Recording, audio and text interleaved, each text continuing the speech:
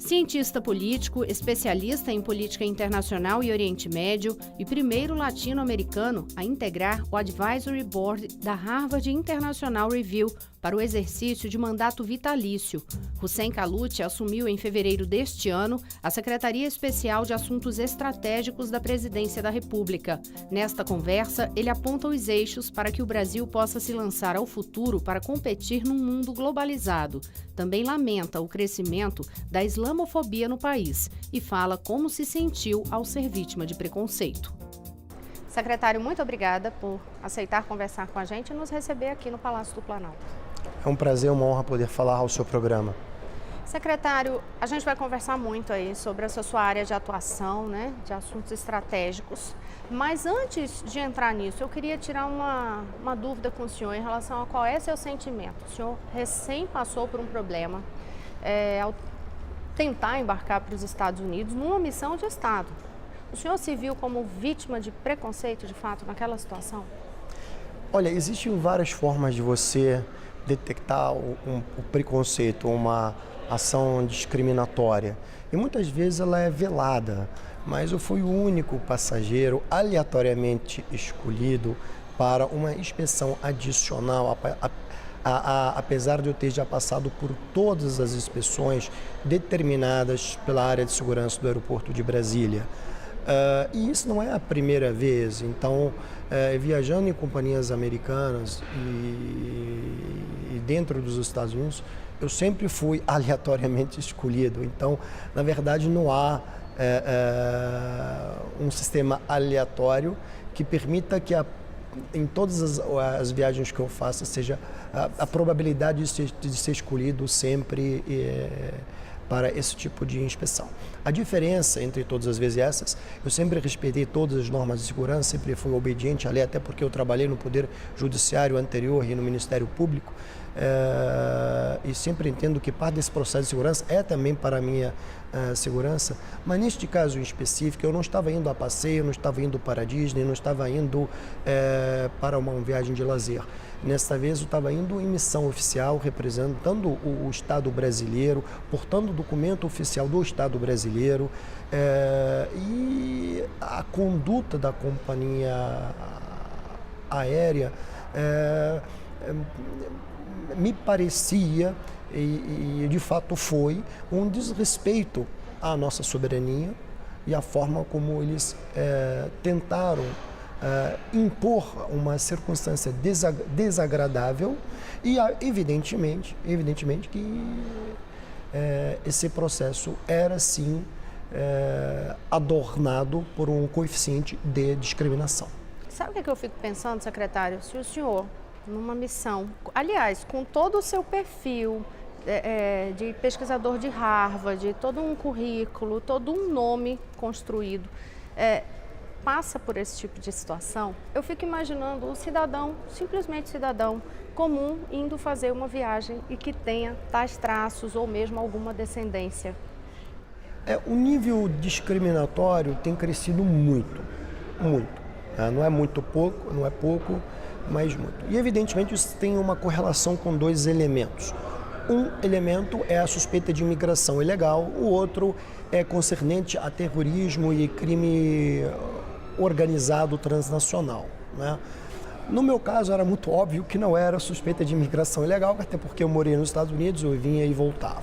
Então eu caía, na verdade, no outro grupo, muito provavelmente inerente a temas vinculados ao terrorismo, né?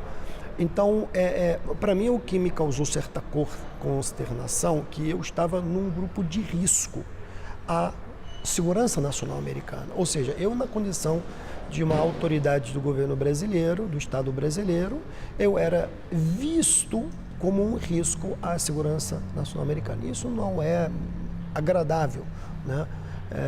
Mas enfim, eu considero esse episódio um episódio superado, é um episódio que de certo não reflete as tradições da sociedade, da nação norte-americana.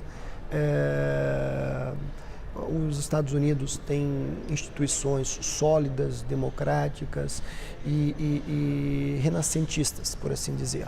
O gesto da Embaixada dos Estados Unidos aqui foi muito respeitoso, muito significativo, e eu acho que esse episódio está superado e espero que as coisas se ajustem para o melhor interesse dos dois lados. Aproveitando, mesmo dado já como um episódio superado, vou aproveitar a sua experiência de pesquisa. A sua área de especialização é toda justamente nessa parte de Oriente Médio, e entre os artigos que o senhor já publicou, o senhor ressalta sempre muito essa questão do preconceito, da discriminação como um dos fatores que fazem com que haja uma onda crescente de terrorismo. Conceitualmente, talvez eu não ligaria desta forma. Eu acho que o terrorismo é um método, né? Um método perpetrado com objetivos muito claros para fins políticos. É claro que a cooptação dos agentes que praticam esse método pode variar, seja a partir de digamos lá, no popular, uma lavagem cerebral religiosa, seja a partir de pessoas excluídas por uma própria xenofobia. Excluídas, digamos, do sistema socio-jurídico de um determinado país, são pessoas normalmente marginalizadas, mas não é só isso, tá? Então, esses são os elementos que facilitam, digamos, a cooptação, né, de um sujeito. Se você olhar, por exemplo, na Guerra Civil da Síria e se você reparar, digamos, os integrantes que vieram a fazer parte do movimento terrorista Estado Islâmico, a maioria, tinha correlação com crime organizado, roubo, tráfico, enfim, ou eram pessoas marginalizadas, desempregadas, etc. Essas pessoas têm uma estrutura emocional, educacional e familiar muito, muito frágil. Então, são presas muito fáceis para serem doutrinadas, né? E, é claro, a forma mais fácil de você convencer alguém de que o que está fazendo, porque ali não há uma causa nacionalista, né? A causa em nome de Deus, então você trabalha com as fragilidades emocionais daquelas pessoas, né? Então, é um problema, é uma chaga. É claro que há um equívoco ao sempre tentar associar terrorismo com o islamismo, né? Até porque a religião muçulmana é muito complexa, muito diversa, existem várias correntes, né?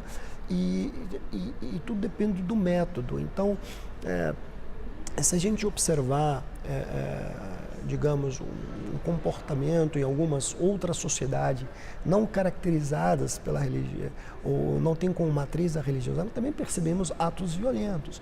É claro, aí também existe a manipulação política de um ato, né?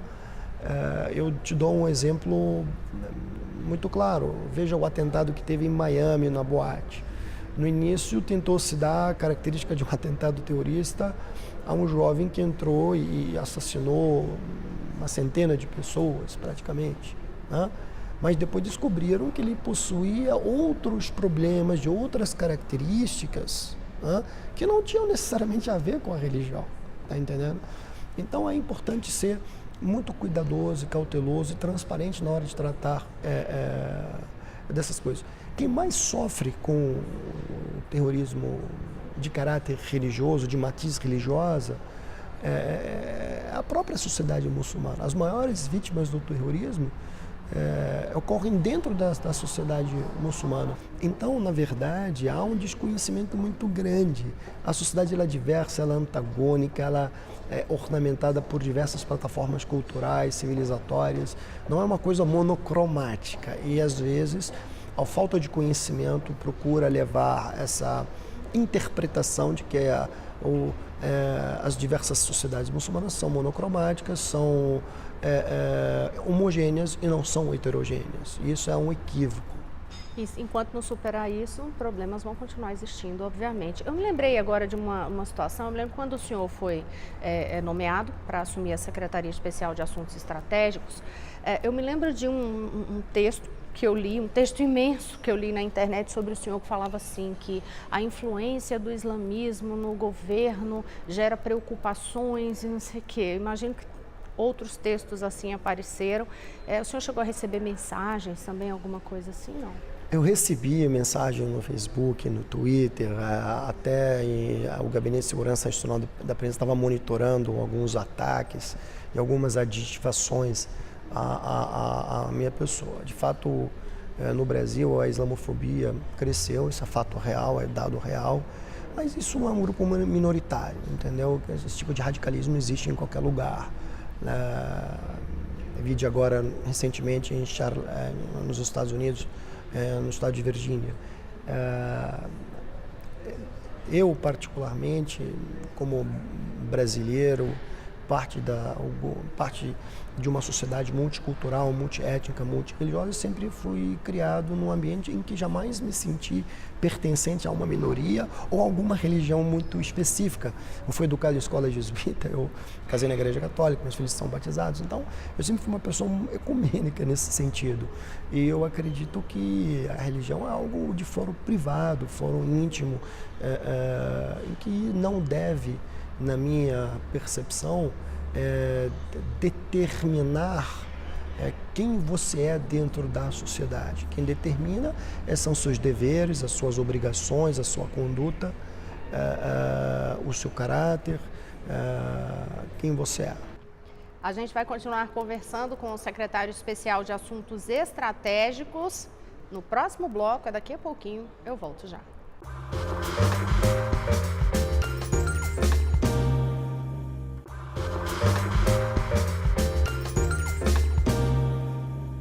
Estamos de volta. Hoje eu converso com o secretário especial de Assuntos Estratégicos, Hussein Khallout.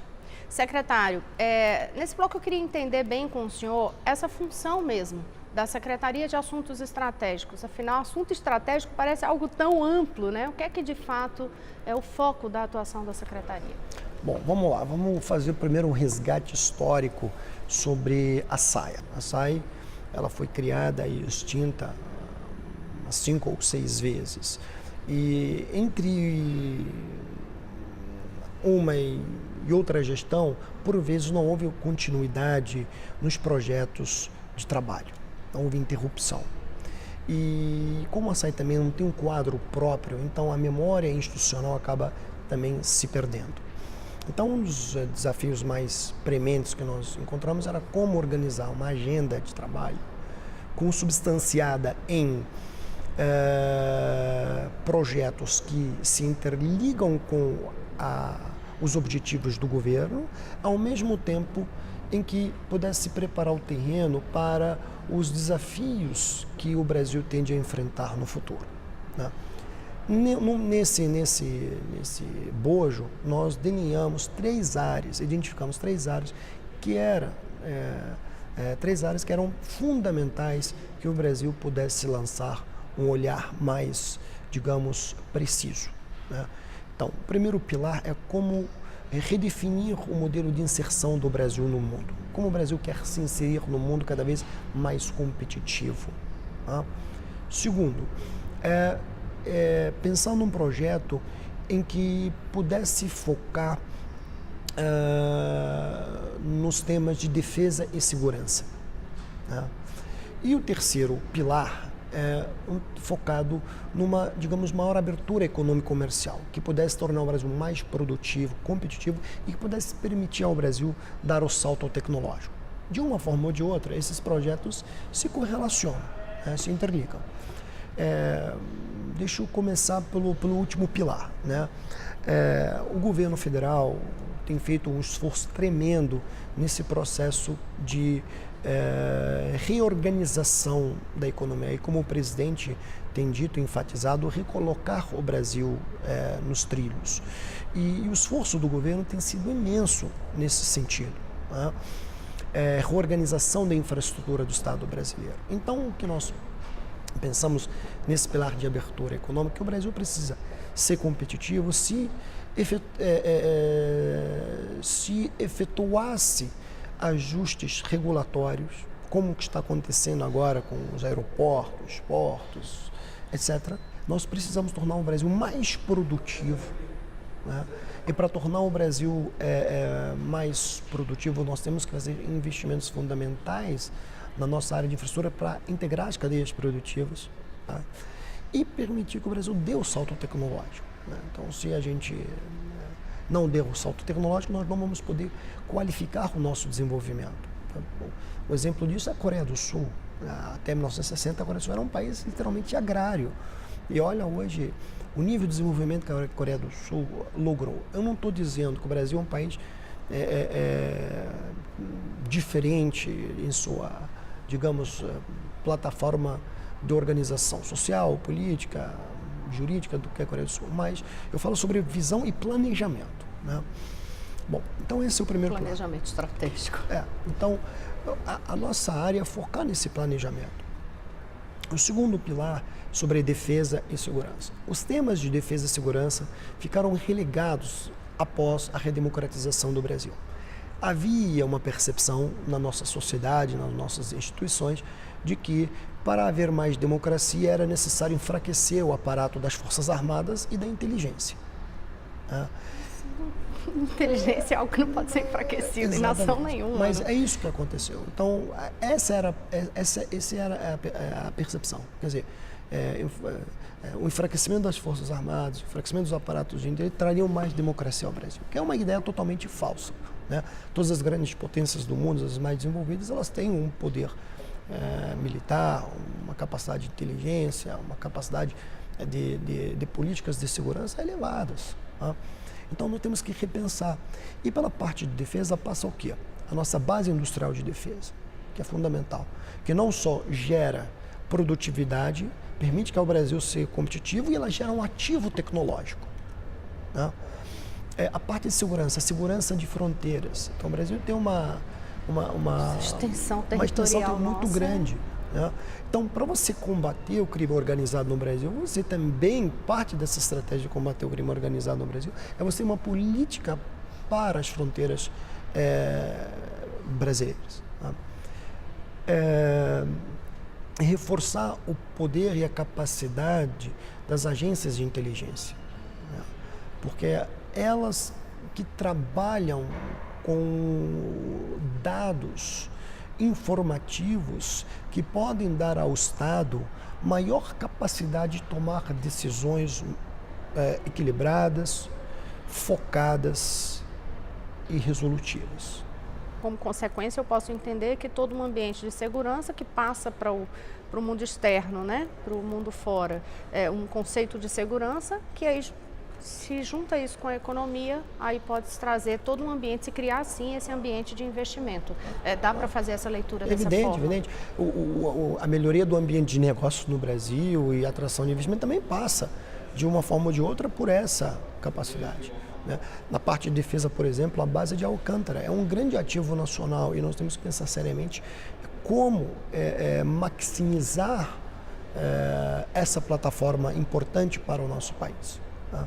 E aí, no pilar inerente a uma nova forma de inserção internacional do Brasil no mundo, é definir o que o Brasil quer no mundo, né? Quais são os nossos objetivos? O Brasil sabe o que quer hoje no mundo? Eu acho que tem consciência da sua dimensão. O mais importante é você ter consciência da sua dimensão, né? Tenha consciência da sua envergadura, tenha consciência de suas potencialidades, é o que é mais importante, né? E é claro, você talhar uma política efetiva requer tempo, requer esforço. Esse esforço existe hoje no âmbito do governo, né? Quando eu falo de inserção internacional, como o Brasil quer ser competitivo em vários setores, não só no setor de commodities, por exemplo, no setor de serviços ou no setor tecnológico. E não vê isso somente como uma questão de potência regional, de fato vê como potência global. O Brasil, digamos, claro, não dá para o Brasil ser uma potência global comparado aos Estados Unidos, ou China. As mega-economias. São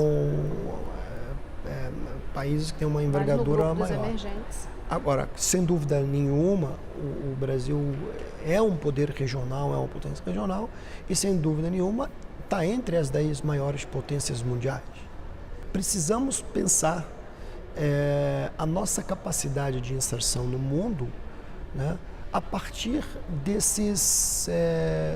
essas transformações que o Brasil vem obtendo ao longo dos últimos anos. Se olhar o Brasil dos anos 80 e olhar o Brasil hoje, os avanços que nós temos conseguido, a despeito de todas as dificuldades que já atravessamos, demos um salto bastante significativo, né? E agora nós temos que pensar, quer dizer, para os próximos 20 anos, como vai ser essa nossa capacidade de inserção no mundo globalizado e competitivo.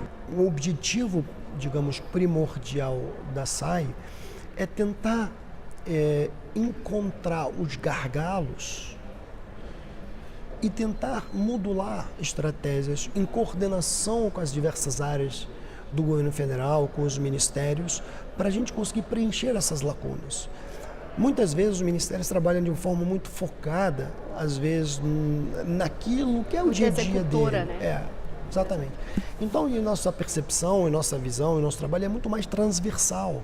Então, quando a gente pensa, por exemplo, em indústria 4.0, a gente trabalha em coordenação com o MEDIC, com a Fazenda, com o planejamento, né?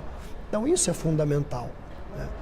A nossa percepção sobre, por exemplo, algumas reformas.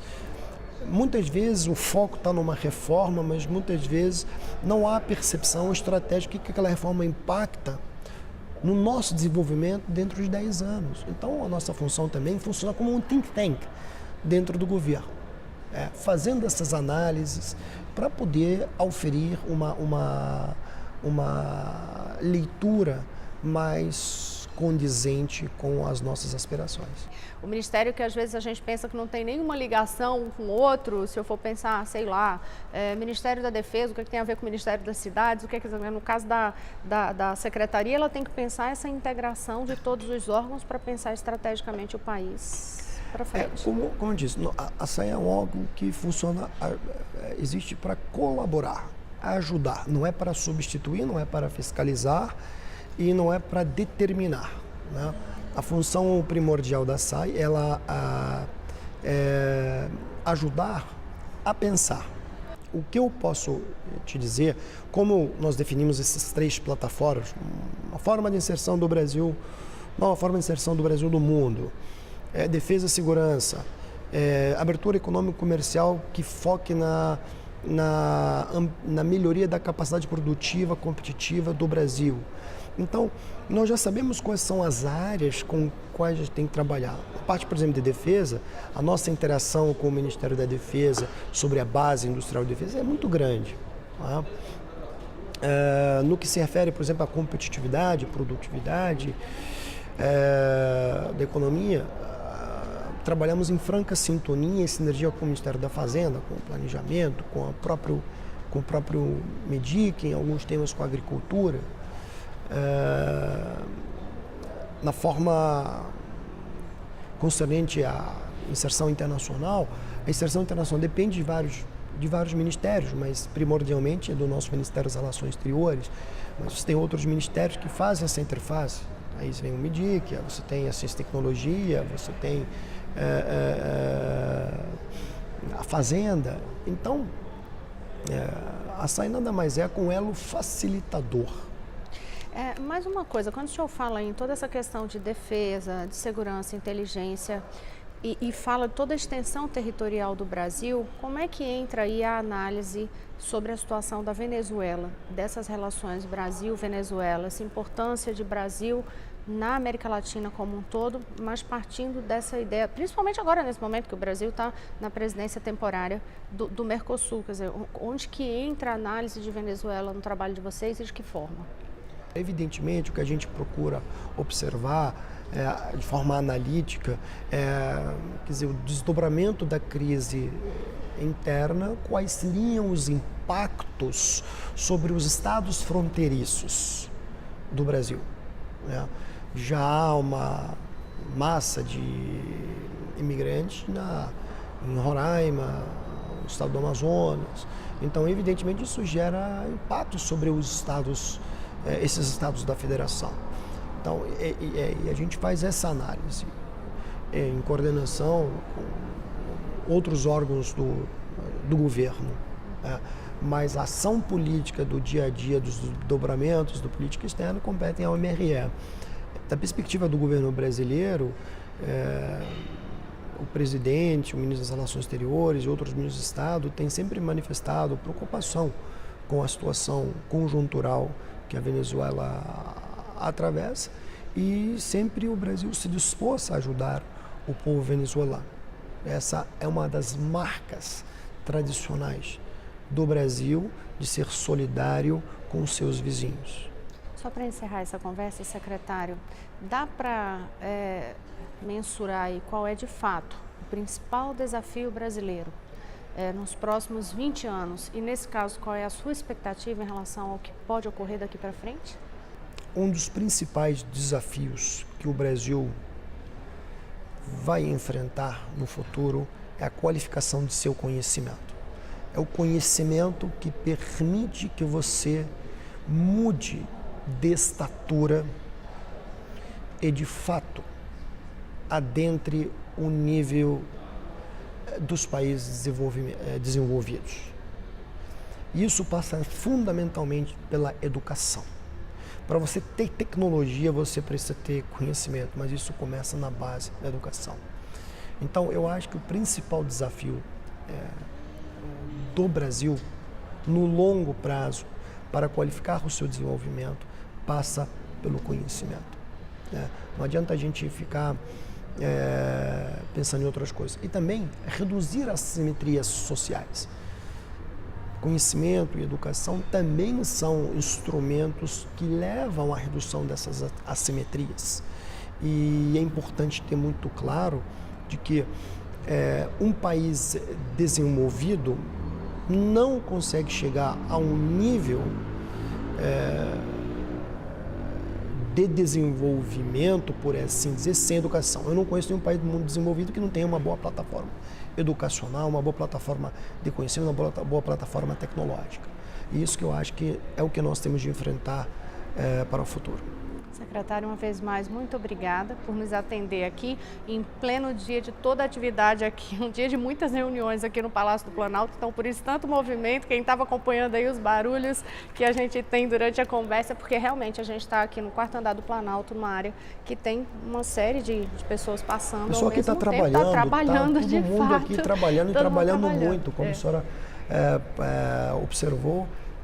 De fato, o barulho emana do trabalho. Do serviço, de fato. Muito obrigada, secretário, uma vez mais. Obrigado a você, é uma honra participar do seu programa.